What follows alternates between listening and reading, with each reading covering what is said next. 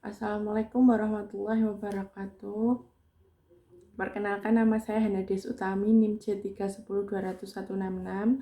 Saya dari Prodi Ilmu Gizi Universitas Muhammadiyah Surakarta, kelas 2C.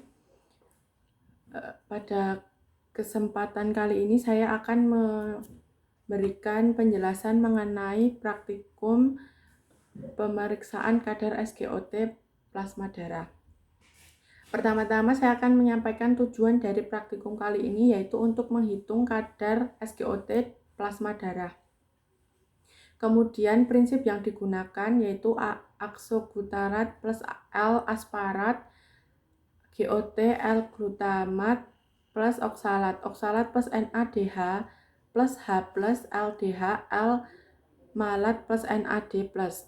Untuk materi peningkatan SGOT mengidentifikasi adanya kerusakan sel-sel hepar dibandingkan dengan enzim hepar lainnya, karena kedua enzim ini mengikat terlebih dulu dan mengikat drastis bila dibandingkan dengan enzim-enzim lainnya.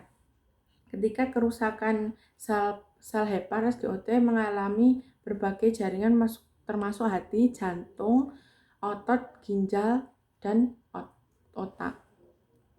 Enzim ini masuk ke dalam darah. Untuk teori yang kedua, asparat aminovarat asat atau glutamat oksalat aselat transfas atau SGOT, reaksi antara asam asparat dan asam alfektoglutamat membentuk asat. Enzim ini lebih banyak digunakan di jantung daripada di hati, juga otot rangka, ginjal, dan otak. Apabila terjadi kerusakan pada hati, enzim ini akan masuk ke sirkulasi darah sehingga bahan pemeriksaan dapat berupa serum. Kemudian untuk alat yang digunakan dalam praktikum pemeriksaan kadar SGOT dalam plasma darah kali ini yang pertama yaitu mikropipet, yang kedua tabung reaksi, yang ketiga rak tabung, yang keempat spektrofotometer. Untuk cara kerja pada pemeriksaan kadar SGOT pemeriksaan pada plasma darah, yang pertama memipet darah sebanyak 2 mili masukkan ke dalam tabung reaksi. Yang kedua mensentrifug dengan kecepatan 1500 rpm masukkan selama 5 menit.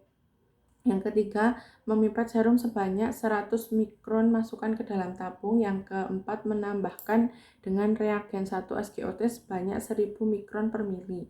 Yang kelima, menginkubasi selama 5 menit pada suhu 30 derajat Celcius. Kemudian yang keenam, menambahkan dengan reagen warna SGOT sebanyak 200 mikron, kemudian diinkubasi selama 10 menit pada suhu 30 derajat Celcius. Yang ketujuh, cara kerja yang terakhir yaitu membaca hasil pada fotometer dengan panjang gelombang 340 nm f1905.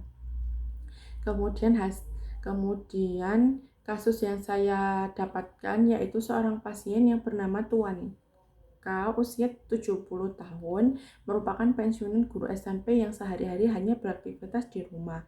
Beliau mengeluhkan bahwa sakit perut dan cepat lelah, kemudian demam dan adanya jaundice di mata serta kulit. Pasien didiagnosis menderita penyakit hepatitis B, dan hepatitis B dapat disembuhkan dengan cara vaksin. Kemudian hepatitis B dapat terjadi diakibatkan karena adanya virus. Kemudian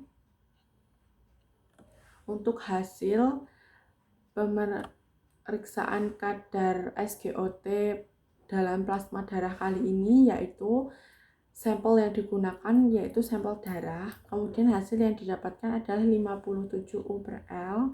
Interpretasi hasil yaitu tinggi, cut off point kurang lebih 45 U/L. Kemudian untuk kesimpulan pada pemeriksaan kadar SGOT dalam plasma darah menggunakan metode kinetik enzimatik yang didapatkan hasil sebesar 57 U/L.